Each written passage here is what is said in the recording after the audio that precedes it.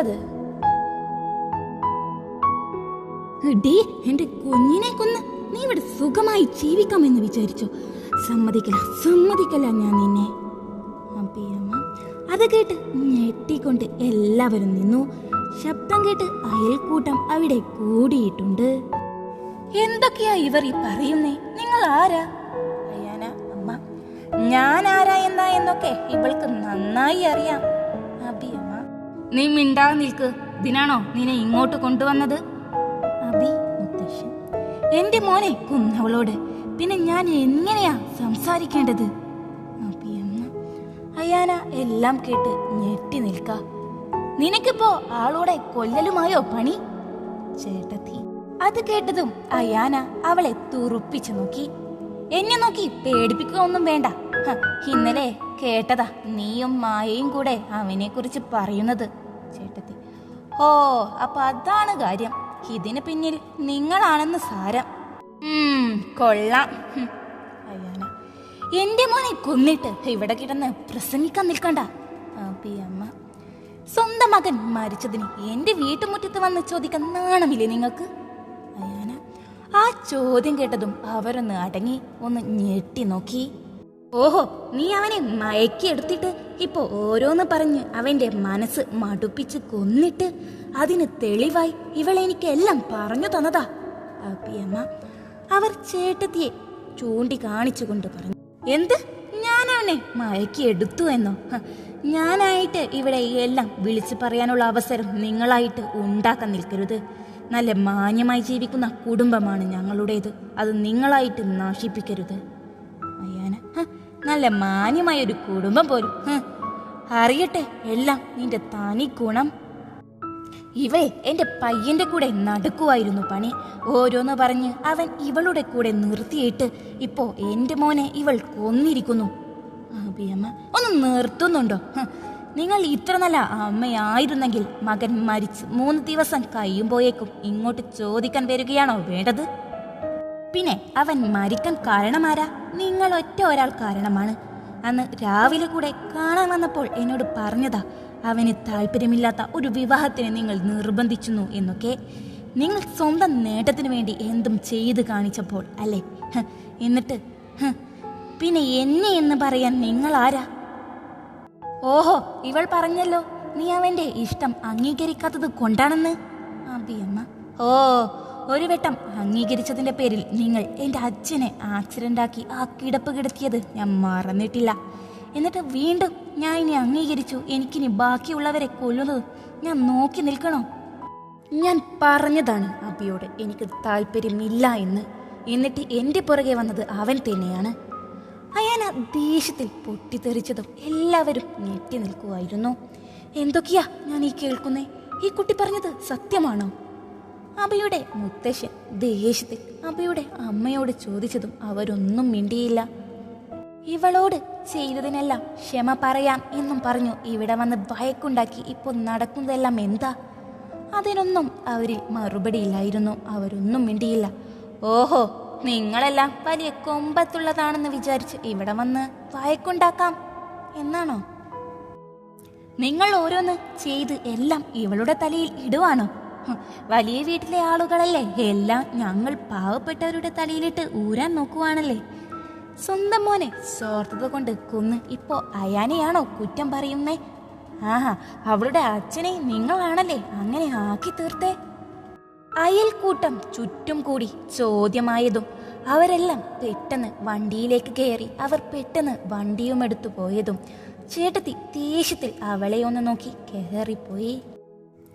അമ്മ അയാനയെ സങ്കടത്തോടെ ഒന്ന് നോക്കി പൊട്ടിക്കരഞ്ഞുകൊണ്ട് അകത്തേക്ക് കയറിയോടി. അയൽക്കൂട്ടം എല്ലാം കണ്ട് അവളെ നോക്കി. എന്താ അമ്മു ഇതൊക്കെ? അയാനക്ക് ഒന്നും പറയാനില്ലാതെ അവൾ നിന്നു. ഇങ്ങനെയും ഓരോ പ്രശ്നങ്ങൾ ഉണ്ടായിരുന്നോ? നിന്റെ ചേട്ടത്തി വിഷവിത്തിനെ എത്ര കാലം ഇവിടെ നിർത്തുന്നുവോ അത്രയും നീ കണ്ണീർ കുടിക്കേണ്ടി വരും. എന്തൊക്കെയാ ഇതെല്ലാം? വലിയ ആളുകളെ ഒന്നും പ്രണയിക്കാൻ പോവരുത് മക്കളെ. മോളെ അച്ഛനെ ആ കിടപ്പിലാക്കിയില്ലേ? ഇതൊന്നും വേണ്ടായിരുന്നു. ഇതിന് പകരമായിട്ടാണോ നീ ഇങ്ങനെ ഓടി നടക്കുന്നേ? അവൾ ഒന്നും മിണ്ടാതെ എല്ലാം കേട്ട് തല താഴ്ത്തി നിന്നു. അവളുടെ അവസ്ഥ മനസ്സിലാക്കിയ പോലെ എല്ലാവരും അവിടെ നിന്നും പിരിഞ്ഞുപോയി. അവൾ വേദനയോടെ അവിടെ തന്നെ ഇരുന്നു. അവളുടെ കണ്ണുകളെല്ലാം നിറഞ്ഞിരുന്നു. അറിയരുതെന്ന് വിചാരിച്ചു മറിച്ചു വെച്ചതെല്ലാം ഒരു നിമിഷം കൊണ്ട് എൻ്റെ കയ്യിൽ നിന്നും പോയി. അപ്പോഴത്തെ ദേഷ്യത്തിൽ ഓരോന്ന് വിളിച്ചു പറഞ്ഞു. അച്ഛൻ്റെ അവസ്ഥ കാരണക്കാരി ഞാനാണെന്നറിഞ്ഞ അമ്മയോട് ഞാനിനി എന്താ പറയുക? അതും ആലോചിച്ചു അവൾ ആ തറയിലിരുന്നു. ഓരോ ദിവസവും പ്രശ്നം കൂടി വരികയാണല്ലോ. അവളിനി എന്ത് എന്നറിയാതെ അവൾ ആ തറയിലിരുന്നു. പതിയെ എണീറ്റു അകത്തേക്ക് കയറി മുറിയിലേക്ക് പോകാൻ നിന്നതു. ഹോ, സ്വന്തം അച്ഛനെ ആ കിടപ്പിൽ കിടത്തിയത് നീ ആയിരുന്നു അല്ലേ? എന്നിട്ടിപ്പോ എന്താടി നീ ഈ കുടുംബമെന്നും പറഞ്ഞ് ഓടി നടക്കുന്നേ? അതിനെല്ലാം പകരം വീട്ടുക എന്ന് വിചാരിച്ചാണോ? ചേട്ടന്റെ ആ ചോദ്യം കൂടെ ആയതും അവൾ ആകെ തളർന്നിരുന്നു. അത് കേട്ട് നിന്നു. ഇനി അവൾക്ക് നാവൊന്നും കാണില്ല. ഞാൻ പറഞ്ഞില്ലേ അവളുടെ നടപ്പ് ശരിയല്ലെന്ന്. ഇന്നലെ ഞാനൊന്ന് അത് പറഞ്ഞപ്പോൾ എന്തായിരുന്നു ഇവിടെ? ഇന്ന് എല്ലാവരും കേട്ടില്ലേ അവൾക്ക് പ്രണയമുണ്ടായിരുന്നതെന്നും അച്ഛനെ ഇങ്ങനെ ആക്കിയത് എന്നും എല്ലാം. ഇപ്പോ എന്തായി? ഞാൻ പറഞ്ഞതിൽ എന്താ ഒരു തെറ്റ്? ചേട്ടത്തി അവളുടെ ആ സംസാരം കേട്ട് അയാന ഒന്നും മിണ്ടാതെ അവളുടെ മുറിയിൽ പോയിരുന്നു. അമ്മ എല്ലാം കേട്ട് ആളിൽ തലക്ക് കൈ വെച്ചിരിപ്പുണ്ട്. അമ്മേ, ഇനി ഇങ്ങനെ ഇരുന്നാൽ പറ്റില്ല. ഇവളെ ഇങ്ങനെ അയച്ചു വിടാതെ ഒരു വിവാഹം ഉണ്ടാക്കിയേ തീരൂ.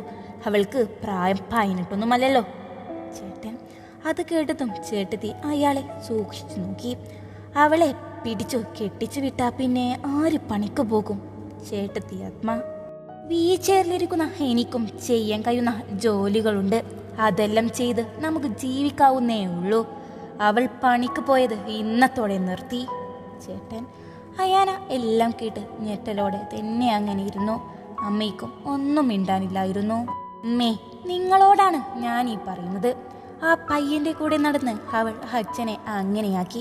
ആര് കണ്ടു ഞാൻ ഇങ്ങനെയായത് അവരുടെ പണിയല്ലെന്ന്? ചേട്ടന്റെ സംസാരം കേട്ട് അയാന ഒന്ന് ഞെട്ടി. അമ്മ തന്നെ പറ. ഞാൻ ഒന്നും മനസ്സിൽ വിചാരിച്ചൊന്നുമില്ല. അവൾ എൻ്റെ പെങ്ങളാണെന്ന വിശ്വാസത്തിൽ തന്നെയാണ് പറയുന്നേ. അവൾക്ക് ഇനിയെങ്കിലും നല്ലൊരു ജീവിതം കിട്ടട്ടെ. ഇത്രയും കാലം ഞാൻ ഈ വീട്ടുകാരെ തിരിഞ്ഞു നോക്കിയിട്ടില്ല. അതുകൊണ്ട് തന്നെ അന്ന് ഞാൻ നോക്കിയിരുന്നെങ്കിൽ അവളെ അന്ന് തന്നെ വിവാഹം കഴിച്ചു വിട്ടു നല്ലൊരു നിലയിൽ എത്തിയേനെ. ചേട്ടൻ അമ്മ സങ്കടത്തോടെ ഇരിക്കുക തന്നെയായിരുന്നു. അമ്മയുടെ അഭിപ്രായം കേൾക്കണം എനിക്ക്. അവൾക്ക് വിവാഹം നോക്കുവല്ലേ? അങ്ങനെയാണെങ്കിൽ ഞാൻ എനിക്ക് അറിയുന്ന ആളോട് അതെല്ലാം പറഞ്ഞു ആളുകളെ കൊണ്ടുവരാം. അമ്മ അതിന് എന്തെങ്കിലുമൊക്കെ ഉത്തരം പറയണം. ഞാനും അത് തന്നെയാണ് മോനെ ചിന്തിക്കുന്നത്.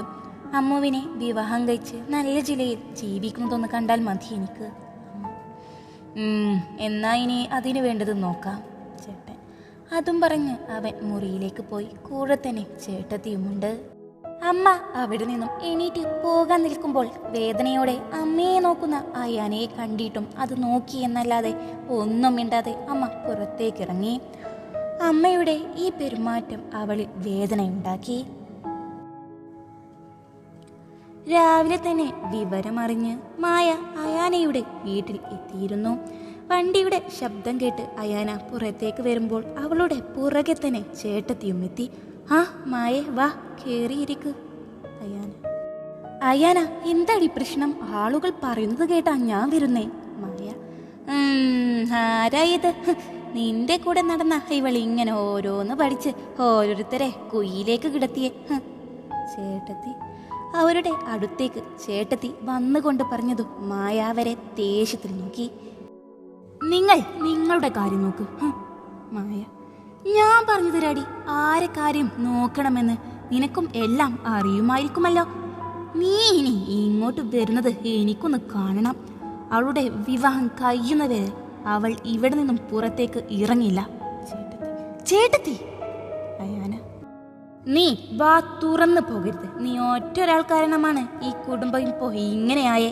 ചേട്ടത്തി അവരത് പറയുമ്പോൾ അയാനയിലുള്ള മൗനവും സങ്കടവും മായ ശ്രദ്ധിച്ചു. നിങ്ങൾ ഈ വീട്ടിലേക്ക് വന്ന് ഇവിടെയുള്ളവരെ ഭരിക്കാൻ ശ്രമിക്കുന്നതും പോരാ. ഒരു കാര്യം നിങ്ങൾ ഓർത്തോ, ഇവളില്ലെങ്കിൽ നിങ്ങളോ നിങ്ങളുടെ ഭർത്താവോ ഇവിടെ ഉണ്ടാവില്ലായിരുന്നു. ഞാൻ പിന്നെ വരാം മയാന. ഞാനിവിടെ ഇനി അധികം നേരം നിന്നാൽ ഇവരുടെ വായിലേക്ക് വലുതും കുത്തിത്തിരുകി ആകും ഞാൻ പോകുക. മായ ദേഷ്യത്തിൽ പറയുമ്പോൾ ചേട്ടത്തി പുച്ഛത്തോടെ നിന്നു. മായ അതും പറഞ്ഞു അവളുടെ വണ്ടിയിലേക്ക് കയറി വീണ്ടും അയാനയെ നോക്കി. ഇപ്പൊ കണ്ടോ, നീ വലിയ സഹായ മനസ്സായിരുന്നല്ലോ നിനക്ക്. ഇങ്ങനെ പാവം ആകരുതായിരുന്നു നീ ചെയ്ത എല്ലാ കാര്യങ്ങളും എല്ലാവരും ഇപ്പോൾ തല തിരിഞ്ഞാണ് കാണുന്നത്.